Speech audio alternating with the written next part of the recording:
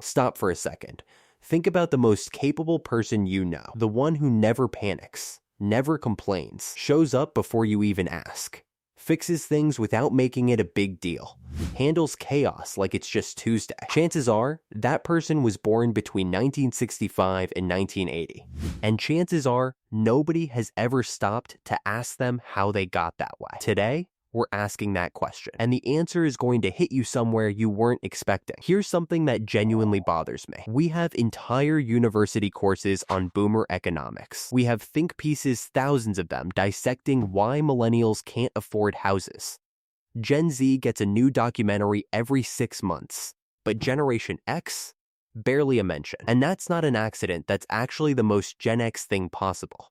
Because this generation has spent their entire lives being the most important person in the room that nobody noticed. Born between 1965 and 1980, right now in their mid-40s to early 60s. Managing everything, saying nothing, expecting less. And today, for the first time, we're going to explain everything. Not the surface stuff, not Theo they love grunge music stuff, the deep psychology, the real story. The part that actually explains why they are the way they are. Let's go. Named after nothing. Built everything. In 1991, a writer named Douglas Coupland published a novel. He needed a name for a generation of young people that nobody could categorize, nobody could define, nobody could put in a box. So he called them Generation X. X, the unknown variable, the blank space. The placeholder you use when you don't have an answer yet. And here's where it gets interesting.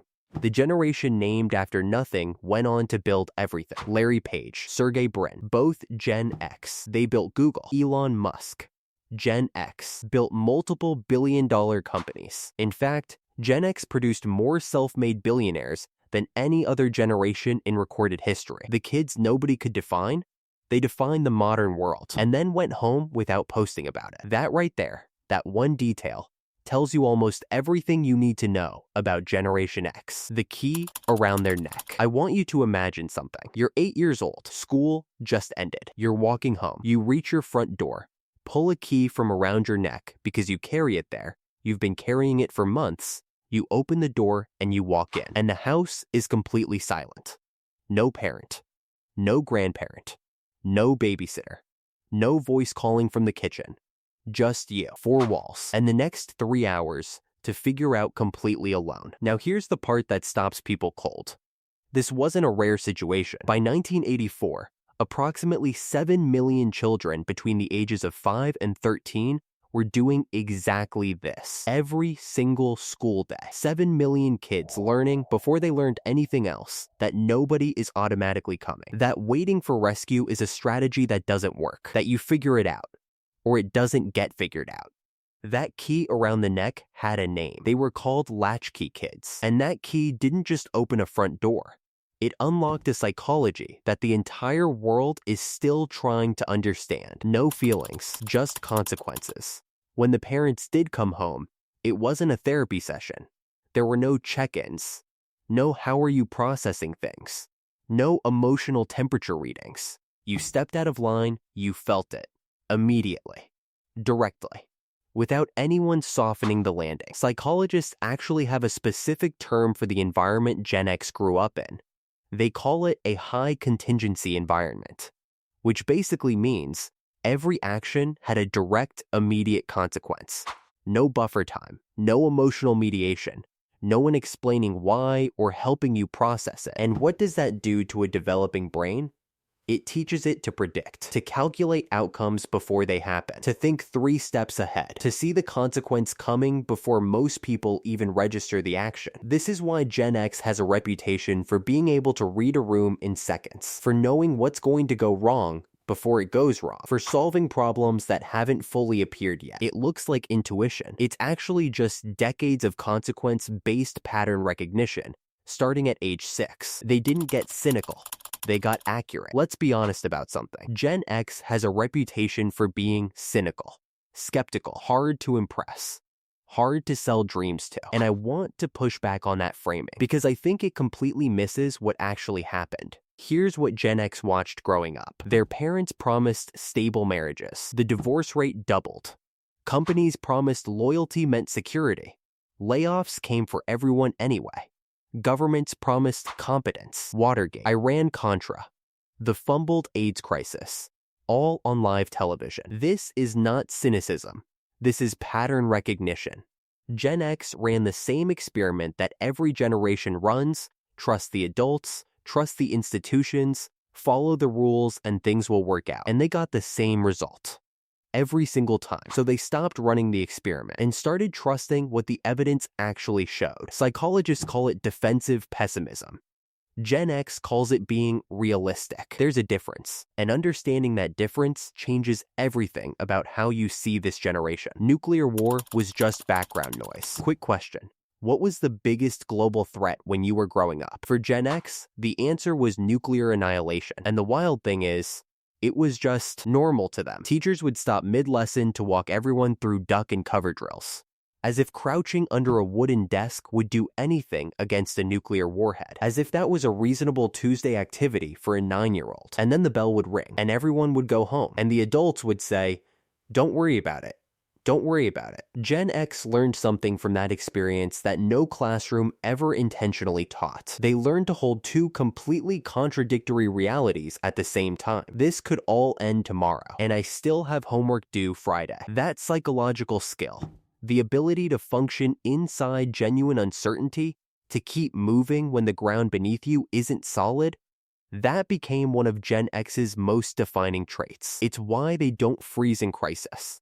It's why chaos doesn't break them the way it breaks other people. They literally practiced it in elementary school. Every joke has a grave underneath. You know that person who can make a joke out of anything? Who has a perfectly dry response to every disaster? Who can make the entire room laugh at exactly the moment when everyone really wants to cry? That's not a personality quirk.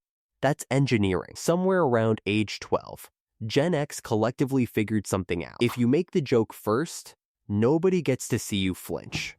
If you laugh at the situation before it laughs at you, the pain loses its power. If you keep everything at arm's length with just enough wit, you can feel everything without anyone knowing you feel anything. They grew up in environments where softness wasn't rewarded, where emotional expression didn't have a safe outlet, where being visibly hurt meant being visibly weak. So they got creative. That dry wit, that perfect timing, that ability to say the truest, sharpest, most painful thing in the room and wrap it in a joke so it lands as comedy instead of confession. It's not personality.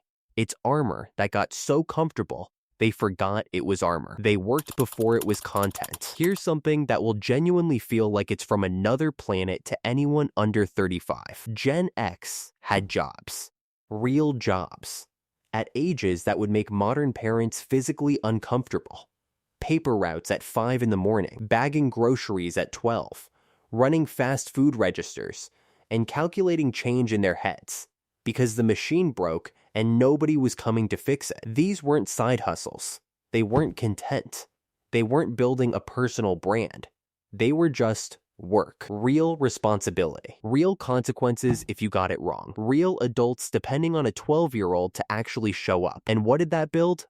A generation that never learned to perform work, only to do it. No LinkedIn post about the grind. No morning routine video. No productivity content. Just get it done. Quietly. Completely. Move on. When Gen X is in a room, you usually won't know they're the most capable person in it. Not because they're hiding, but because announcing it never even occurred to them. Loyal to skills. Never companies. Their parents trusted the system. Gave 30 years to a company, believed the pension would be there, believed the institution was solid, and then the restructuring came, and the loyalty they gave meant exactly nothing. Gen X watched that happen, up close, at the kitchen table, on their parents' faces, and they made a different decision. Not a conscious one, not a strategic one, just a conclusion the nervous system reaches when it sees enough evidence. The only thing you can actually count on is what you personally know how to do. So they didn't become loyal to companies. They became loyal to competence, to craft, to being so genuinely good at something that the question of whether you're needed never really comes up. They can't always control whether layoffs happen, but they can absolutely control whether they're the last person standing when they do. That's not cynicism. That's the smartest possible response to watching loyalty get punished in real time. Every backup plan is a scar. You want to know why every Gen Xer you know has 3 income streams and 2 backup plans? It's not because they read a finance book.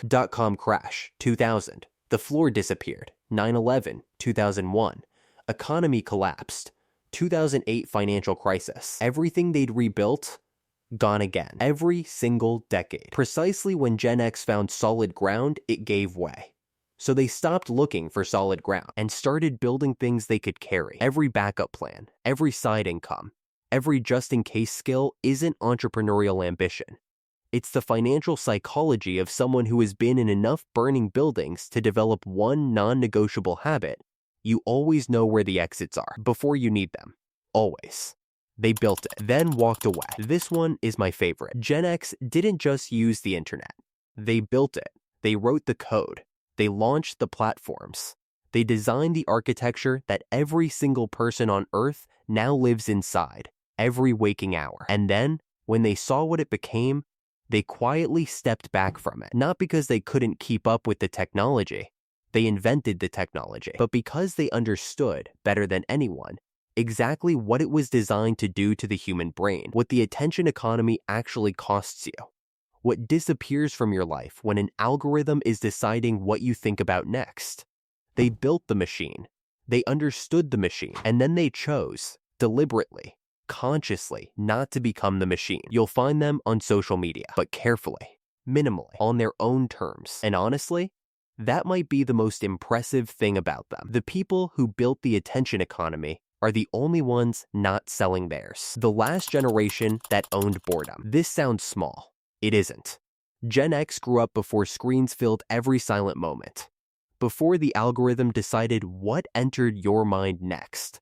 Before boredom became something to be immediately solved with content. They just had time. Empty, unstructured, unscheduled time. And instead of escaping it, they learned to sit inside it. To let their thoughts go somewhere without being guided. To be uncomfortable with silence long enough that the silence became productive. That ability to think deeply, independently, without external input is becoming genuinely rare. Gen X might be the last generation that truly, completely owns their own mind. That formed opinions before a room could influence them. That knows what they actually think, as opposed to what the feed showed them to think. In 2026, that's not a small thing. That might be the rarest thing. Friendships built without adults present. Gen X didn't make friends the way other generations make friends.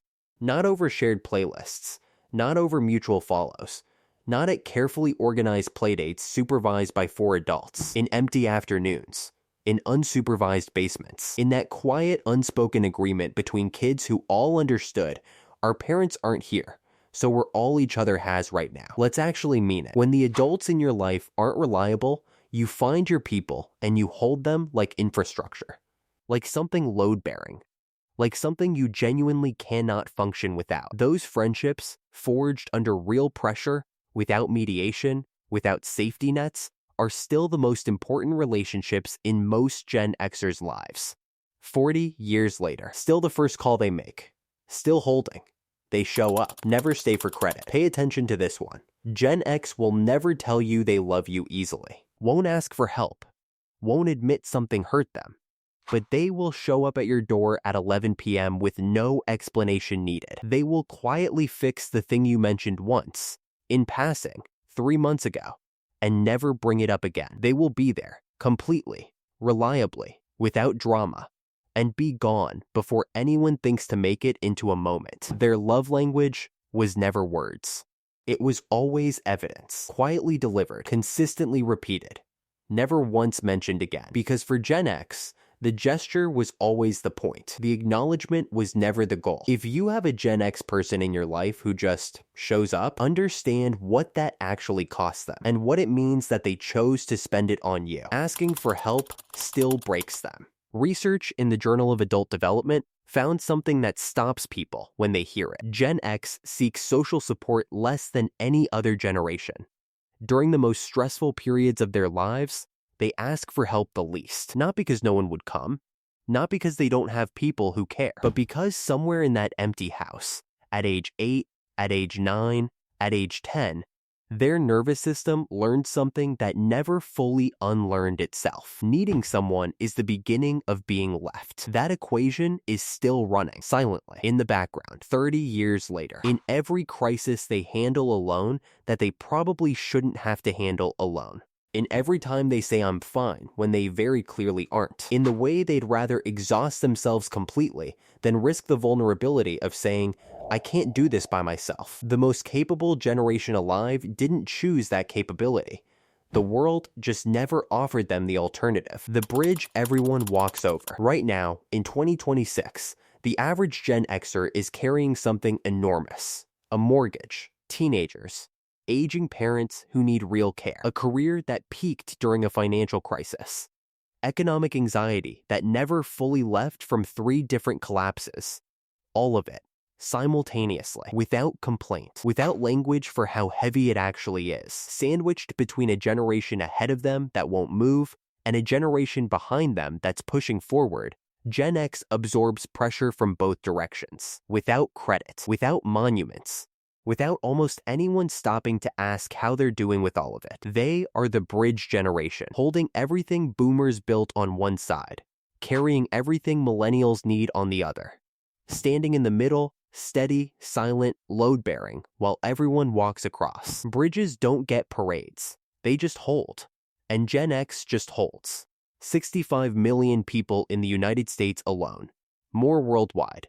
All of them doing the same thing, carrying what needs carrying, fixing what needs fixing, showing up before anyone asks, leaving before anyone thanks them. And the most Gen X thing of all, they don't need you to notice. But that was never, not once, the same thing as not deserving it. So that's Generation X, named after a blank space, raised in empty houses, taught that consequences are real and feelings are optional, called lazy while building the world you live in, carrying wounds they never named and strengths they never claimed. The generation that built everything and asked for nothing.